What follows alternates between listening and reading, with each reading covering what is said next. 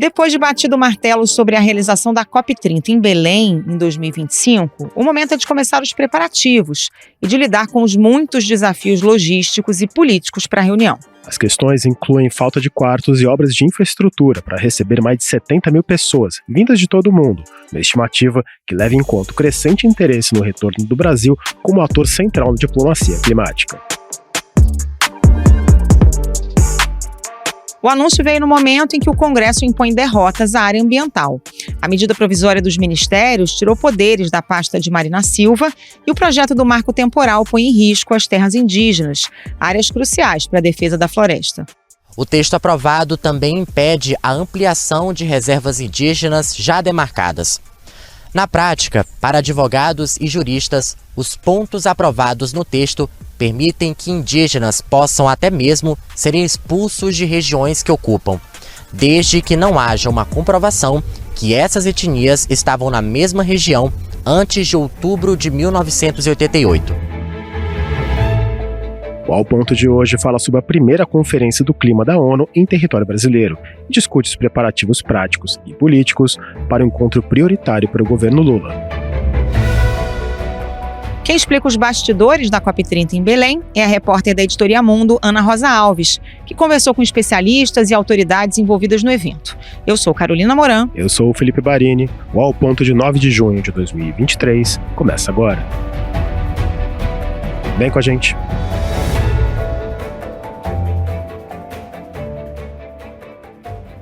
Ana Rosa Alves, bem-vinda ao Ponto mais uma vez. Para começo de conversa, já está sacramentada essa escolha de Belém para sediar a COP30? Carol, sacramentada não tá, mas a gente pode dizer que Belém tá com uma mão na taça, assim.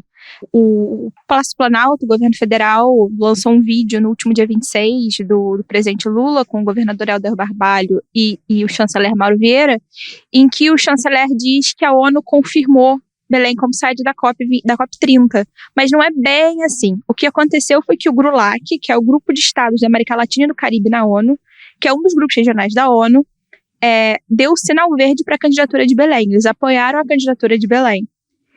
Na prática, significa que Belém vai ser cidade-sede, porque está na vez da região da América Latina e do Caribe sediarem a COP, e não existe nenhuma candidatura de oposição, mas ainda tem algumas etapas protocolares que precisam ser seguidas para que a candidatura de fato seja chancelada. A principal delas é uma fact-finding mission, uma missão de averiguação, assim, em que eles vão ver se Belém tem as condições necessárias para sediar a COP, que é um evento de grandes proporções, é um evento que dura 2 semanas, muitos chefes de Estado, diplomatas, sociedade civil.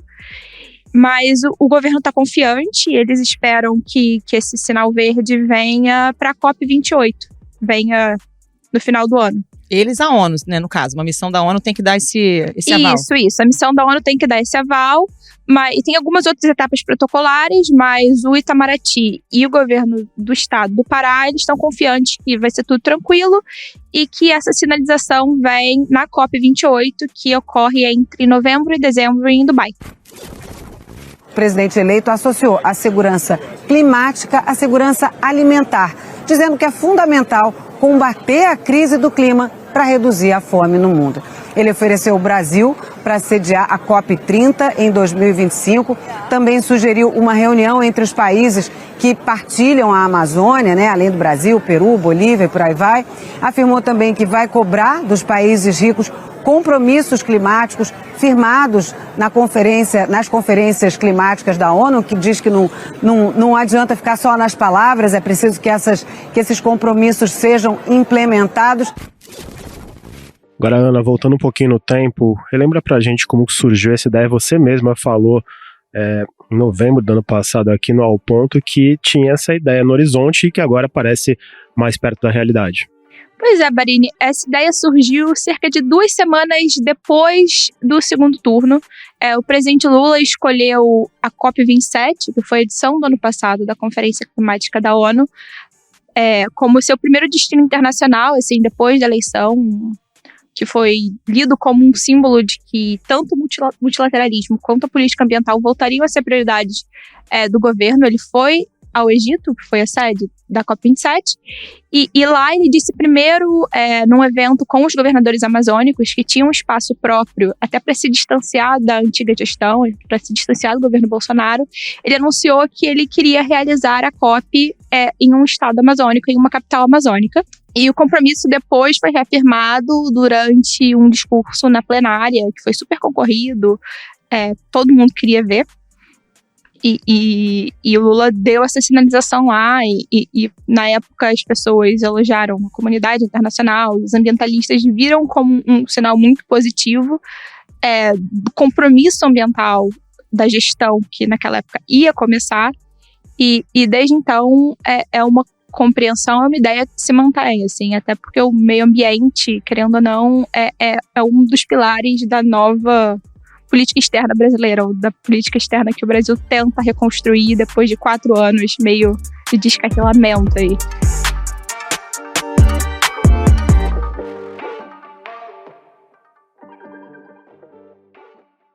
Ana, você esteve lá na COP27 no Egito, né? Falou com a gente aqui no podcast, voltando ainda numa conexão. Você que acompanhou de perto, explica o que é exatamente uma COP, o que costuma ser discutido num evento como esse e o que deve ser pautado por aqui, né? A se confirmar a COP30 realmente em Belém, numa data que marca os 10 anos do emblemático Acordo de Paris. É isso, Carol. COP, na prática, quer dizer Conferência de Partes, que é o grupo decisório de uma convenção de países, que no caso é a Convenção Quadro das Nações Unidas sobre as Mudanças Climáticas, que é uma sigla complicadíssima, tanto em inglês quanto em português, UNFCCC, que foi uma das conclusões da Rio 92, e aqui no Rio, quando os países concordaram em estabilizar as concentrações de gases estufa na atmosfera. A primeira COP aconteceu 2 anos depois, e desde então é um evento anual, é a maior conferência global sobre mudanças climáticas. A única exceção foi 2020, que não ocorreu por causa da pandemia de Covid-19, mas é um evento anual. E a COP30, em 2025, ela é particularmente importante, como você mencionou, porque ela marca os 10 anos do Acordo de Paris, o emblemático e o vinculante Acordo de Paris, que, na prática, os países concordaram em manter o aumento da temperatura global de 1,5 grau a 2 graus Celsius até o fim do século. Desde então, tanto na COP26 em Glasgow quanto ano passado no Egito, o acordo tem sido para a parte mais restritiva desse espectro, para 1,5 grau, que é o que os especialistas consideram ser assim, limítrofe para a gente evitar uma catástrofe ambiental, um cataclisma, assim. E para conseguir isso, os países concordaram lá em Paris com NDCs, que são basicamente compromissos voluntários de redução das suas próprias emissões. E esses compromissos devem ser revisados a cada 5 anos. A primeira revisão devia ter sido em 2020, não aconteceu porque a COP foi adiada devido à pandemia, então a revisão acabou sendo em 2021, mas ela deve acontecer de novo em 2025. E por isso é uma conferência assim, importante. A gente brinca que existem COPs mais e menos importantes. Essa, por isso, deve ser uma COP bastante significativa, até porque os países têm metas para cumprir até 2030. A gente tem que reduzir bastante as emissões. E 2025 vai ser um patamar importante para a gente ver como que as coisas estão caminhando. E os indícios até agora não são muito positivos. E tem um outro elemento importante nessa COP, que é o fato dela acontecer na região amazônica, que hoje é o foco quando o assunto é meio ambiente no mundo. E também porque o Brasil sediaria a COP25 em 2019, mas o governo Bolsonaro desistiu, alegando N fatores. As atenções têm muita expectativa para essa reunião, né? Ah, sim, Marine. Como Lula vem dizendo com alguma frequência, fala-se muito sobre a Amazônia. Todo debate climático fala-se muito sobre a Amazônia, mas fora da Amazônia. O objetivo é trazer esse debate para a própria região. E praticamente todo mundo com quem eu conversei concorda que isso é uma coisa necessária e essencial. E aí, tanto ambientalistas quanto políticos, todo mundo concorda que é de fato importante que o debate sobre a Amazônia aconteça na Amazônia. E a expectativa, assim, do governo é que 70 mil pessoas compareçam à COP em Belém, mas eles trabalham com uma margem, até por esse interesse maior. Eles acreditam que esse número pode chegar a 100 mil pessoas. Tamanho o interesse pela primeira COP amazônica, né? Mas sim, como você mencionou, o Brasil deveria ter sediado a COP em 2019. Na época não foi nem o governo Bolsonaro que chegou a cancelar. O Bolsonaro tinha acabado de ser eleito presidente e ele sinalizou para a então gestão do presidente Michel Temer que ele não sediaria a COP e foi cancelada em 2018. Como era a vez de ser na América Latina, o Chile assumiu o compromisso, seria no Chile, mas eclodiram enormes protestos sociais no Chile e o Chile não teve condição, então a COP acabou esse ano em Madrid.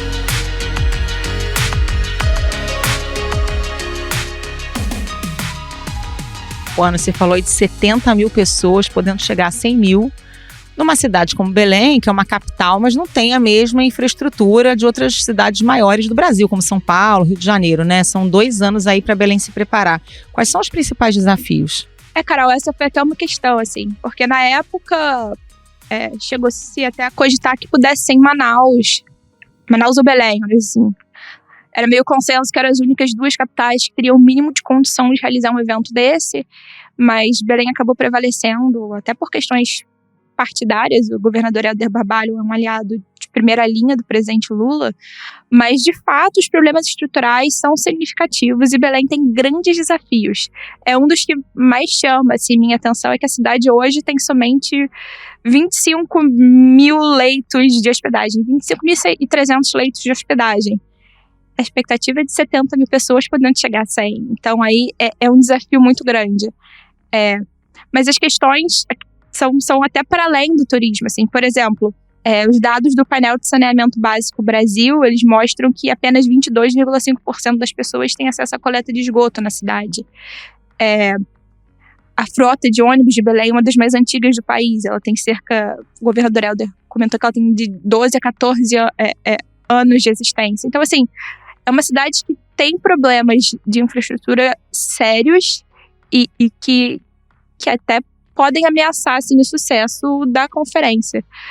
Não que problemas de infraestrutura sejam necessariamente um obstáculo, a gente já viu várias outras cidades sedes da COP com problemas significativos também, tanto de deslocamento quanto de acomodação, mas é uma situação que não pode ser relevada. A direção do Museu Emílio Gueldi confirmou hoje a liberação de recursos para a instituição. Serão 20 milhões de reais via governo federal. Os detalhes sobre como será o repasse e a aplicação do recurso foram apresentados hoje nesta entrevista coletiva no auditório do Centro de Exposições do Museu em Belém. Já conseguimos um quantitativo de cerca de 20 milhões de reais para poder promover a reforma e revitalização desse Parque Zoobotânico e do campus de pesquisa também. O repasse do recurso pelo governo federal também vai ajudar a preparar o museu para a COP30. A intenção é que espaços do parque sejam usados como sede do Ministério da Ciência e Tecnologia durante o evento na capital paraense. E já tem algum pacote de soluções proposto pelos governos estadual e municipal? Sim, Barini. Eles estão, o governo federal, o governo municipal e o governo estadual, eles têm feito reuniões frequentes. O prefeito Edmilson me disse numa conversa semana passada, e de acordo com o governador, o estado até contratou uma consultoria para tentar construir soluções, assim. Para a rede hoteleira, por exemplo, eles trabalham com uma série de possibilidades que vão do retrofit, da remodelação, né, ao estímulo para oferta de imóveis privados, seja no modelo tipo Airbnb ou até mesmo com famílias que possam acolher visitantes. Construção de novos hotéis não está descartada. Eles também preveem, por exemplo, acomodação em navios, tipo o que aconteceu no Rio nas Olimpíadas e na Copa de 2014. Para isso, eles aprovaram a drenagem do Porto de Belém para permitir que os transatlânticos atraquem. O prefeito Edmilson Rodrigues também comentou que o governo federal se comprometeu a conversar com a concessionária Novo Norte, que administra o Aeroporto Internacional de Belém, desde a privatização no ano passado, para ampliação do terminal e para que a modernização da pista sejam prioridades, assim. Então, de fato, existem planos. E aí o governo federal já anunciou recursos via BNDES. Isso, Carol. Na sexta-feira, o governador Helder veio aqui no Rio, teve uma reunião com o presidente do BNDES, o Aloysio Mercadante, e eles anunciaram uma linha de crédito e investimentos de 5 bilhões. Cerca de 3 bilhões deles vão vir de uma outra linha de crédito de 30 bilhões que o BNDES voltou a conceder a estados e municípios, que tinha sido suspensa em 2018, mas também e os outros 2 vão ser complementados por outras linhas. Por exemplo, tem um plano de renovação da frota de ônibus que vai vir de uma linha de crédito para projetos na área de energia renovável. Vão ter também, e parte desse dinheiro vem também de outros fundos, como o Fundo Clima e como o Fundo Amazônia, particularmente os projetos relacionados ao combate ao desmatamento e à preservação da floresta, devem ser retirados do Fundo Amazônia. Ana, Belém, em agosto, já vai passar por uma espécie de teste com uma reunião da cúpula de organização do Tratado de Cooperação Amazônico. Tem uma expectativa de que esses grandes eventos deixem um legado estrutural para a cidade? Ah, sim, Marini, com certeza. Essa cúpula dos países amazônicos agora em agosto, ela já é vista como um evento teste. O governo espera receber cerca de 4 mil pessoas, mas sim, de fato, a expectativa é que tudo isso deixe um legado estrutural para a cidade. O próprio prefeito, o Edmilson Rodrigues, deixa isso bem claro. Assim, a expectativa dele é que essas obras melhorem a situação em Belém. Por exemplo, a dragagem do Porto é uma obra que por si só, obviamente, ela tem fim, ela é feita para que navios possam atracar lá durante a COP, aumentar a capacidade hoteleira da cidade, mas os benefícios são para muito além disso. Da linha de ônibus, obviamente, também, mas existem vários outros projetos que já foram anunciados, como, por exemplo, o Porto Futuro 2, que eles querem ampliar o terminal hidroviário de Belém, querem criar um espaço com galpões voltados para atividades culturais, eles querem construir um parque, já começaram as obras para construir um parque onde era o antigo aeroclube, eles vão renovar o icônico Mercado Ver o Peso, que é um marco turístico de Belém, do Brasil, eles vão renovar também o Mercado São Brás, vão construir um parque no canal São Joaquim, eles prometem duplicar a Avenida Bernardo Saião, que é uma das principais da cidade. Então, sim, de fato, existe um leque de projetos de infraestrutura que a COP é catalisadora, mas que a expectativa é que deixem um legado de infraestrutura a longo prazo para a cidade de Belém. Vamos ver se sai do papel, né? Porque a gente que mora no Rio de Janeiro sabe bem que o que está previsto de legado nem sempre acontece, né? Tá aí a Olimpíada. E conversando com moradores de Belém, com pessoas que eu conheço lá, de fato, é esse sentimento, assim, também. Todo mundo tá ansioso para ver sair do papel.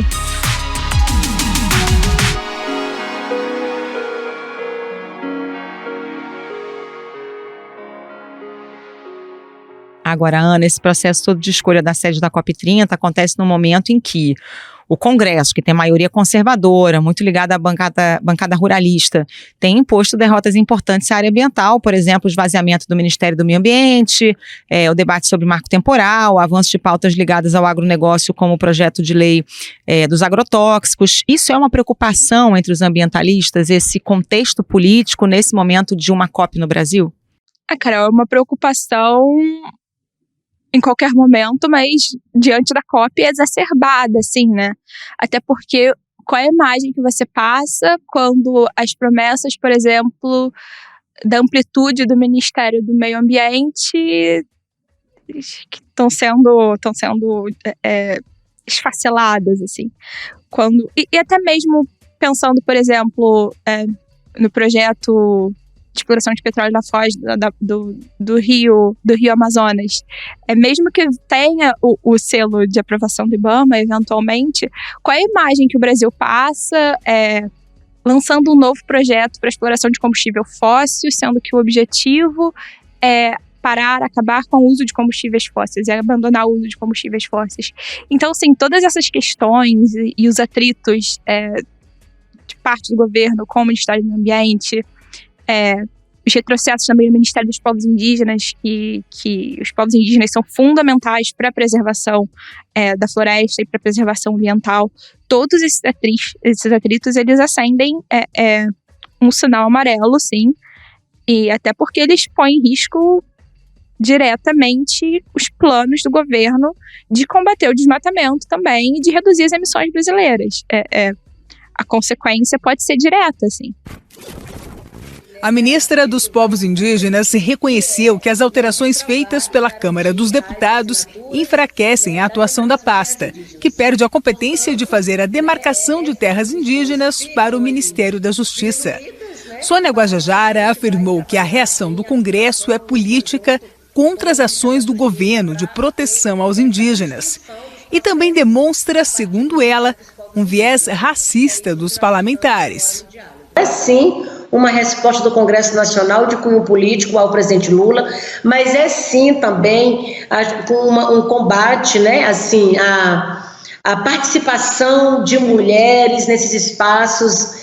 E é também, André, eu diria um racismo impregnado ali, porque racismo não é somente contra pessoas negras, né? Também acontece e todos os dias contra indígenas. Então eu diria que é um Congresso, sim, que destila aí o seu racismo, o seu machismo e também toda essa raiva ainda, né, contrária ao governo Lula.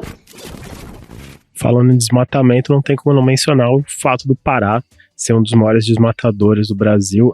Como que está a situação por lá? E tem diferenças entre as áreas federais e estaduais? A Barini tem sim. O Pará é o maior desmatador histórico da Amazônia. São 160 mil quilômetros quadrados desmatados desde 1988. Quase 35% assim, do total desmatado no bioma. Mas as razões para isso são históricas também. Nos anos 60, nos anos 70, você tinha um incentivo para que as pessoas desmatassem para ocupar a região. Isso era até critério assim, para concessão de crédito, principalmente na época militar, no período militar. E depois você tem como catalisador da destruição grandes obras de infraestrutura. Primeiras grandes rodovias, você tem a Transamazônica, Belém-Brasília, depois você tem obras de usinas hidrelétricas, Belo Monte, você tem Tucuruí. E aí, evidentemente, tem também ocupação ilegal de terras não destinadas, você tem a invasão de unidades de conservação em terras indígenas, garimpo ilegal é um problema muito sério na região também. Mas e Belém sempre esteve na fronteira do desmatamento. O Pará sempre esteve na fronteira do desmatamento, né? Mas entre agosto de 2021 e julho de 2022, que são os dados, o ano fiscal, o último ano fiscal, houve uma queda de 21% no desmatamento anual no território paraense. E assim, faltam condições técnicas, científicas e dados para a gente embasar até que ponto isso é consequência direta de políticas do governo estadual ou não, mas nos últimos 4 anos o que parece é que a incidência no desmatamento em áreas de competência da atuação do Estado, ou seja, competência do governo do Estado do Pará, ela reduziu cerca de 65%, enquanto ela aumentou nas áreas públicas federais e nas áreas ainda não destinadas, o que é apontado como uma possível consequência das políticas ambientais passar boiada do governo Bolsonaro. Ana, a gente está aqui falando da COP30, mas antes dela ainda tem a 28 e a 29. A COP28 que acontece esse ano vai ser em Dubai e já tem um monte de polêmica cercando o evento, né? Desde a escolha do presidente da conferência, que é ligado à indústria do petróleo, até um convite para o presidente da Síria comparecer ao encontro, né? Pois é, Carol. Se a gente já estava achando complicado a COP do Egito, com 600 lobistas de combustíveis fósseis, agora você imagina uma COP em Dubai. É um país um país cuja economia ela é praticamente 100% dependente do petróleo e do gás, mas uma conferência que também vai ser presidida por um executivo do próprio setor, assim, o Sultan Al Jaber, é CEO da ADNOC, que é a estatal de petróleo dos Emirados Árabes. E, assim, a legitimidade dele tem sido amplamente questionada pela comunidade internacional, não só por ambientalistas, mas, por exemplo, no mês passado, cerca de 100 parlamentares dos Estados Unidos e da União Europeia, eles pediram que o Al Jaber fosse retirado da presidência da COP, o que é muito difícil de acontecer, porque você tem toda a questão de soberania nacional e a ONU muito provavelmente não vai intervir, mas já joga à luz assim, a dimensão do problema. Ele já declarou no passado, por exemplo, que a COP precisa decidir pela eliminação gradual das emissões de combustíveis fósseis, o que é um tema complexo, porque em Glasgow, em 2026, na COP 26, ficou no final, ficou pendente assim, um ponto sobre a redução gradual ou a redução phase down, phase out, redução gradual ou redução total do uso dos combustíveis fósseis, e por pressão tanto americana quanto chinesa quanto indiana, Estados Unidos e a China concordando em alguma coisa, a opção foi pela eliminação gradual, que irritou muita gente, porque você não tem muito tempo para eliminação gradual.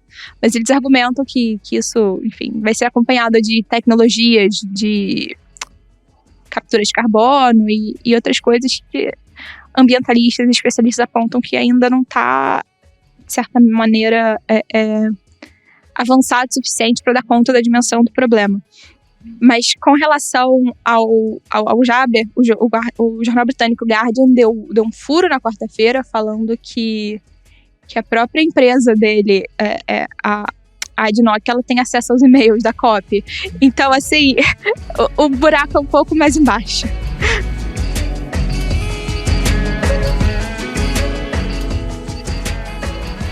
Ana Rosa Alves, muito obrigado pela sua participação. Ótimo fim de semana para você. Valeu, Ana. Obrigado. Um abraço. Obrigada, gente.